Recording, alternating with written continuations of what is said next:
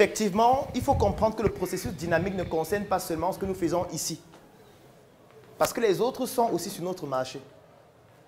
Et les autres sont capables de venir s'installer ici à Tchang, de venir s'installer au Cameroun, de venir s'installer n'importe où, pour faire la même chose qu'on fait. C'est la raison pour laquelle, lorsqu'on parle déjà de réussir en entrepreneuriat, il y a des disciplines qu'il faut appliquer au quotidien. Un, il faut étudier. Il faut se mettre à jour continuellement. Il faut être au courant des évolutions technologiques dans son domaine d'activité. Il faut mener des recherches régulièrement pour savoir quelle est la version supérieure de ce qu'on fait actuellement. Il faut former ses ressources humaines. Et lorsqu'on parle de former ses ressources humaines, ça veut dire qu'on doit avoir des personnes avec qui nous travaillons qui vont nous permettre de progresser dans ce que nous faisons, qui vont nous permettre de passer à un autre niveau, qui vont nous permettre de nous étendre. Est-ce que vous savez qu'il y a des entreprises qui n'arrivent pas à s'étendre parce qu'il n'y a pas les gens avec qui travailler?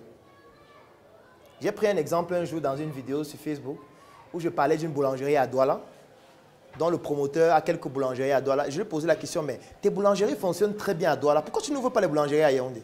Il me dit, mon frère Claudel, quand il me lève le matin à 6 h, je fais le tour de toutes mes boulangeries à 9 h et je suis à rentrer. Donc, je peux contrôler le vol même 5 fois par jour. Tu veux que j'ouvre à Yaoundé pour maintenant prendre l'axe lourd? Pour que les gens volent, je viens quand la boulangerie a fermé. Parce qu'en fait, quand tu as une activité comme la boulangerie ou le commerce général en général, l'une des activités qui détruit le business, c'est le vol. C'est pour ça qu'il faut être là pour contrôler. Mais aujourd'hui, il y a des algorithmes qui permettent de tout automatiser.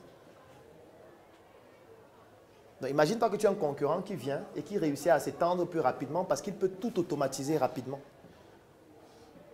Toi, tu as deux choses à faire. Soit tu trouves le moyen de tout automatiser aussi, soit tu trouves le moyen d'avoir une équipe de personnes fiables, ce qui est beaucoup plus difficile.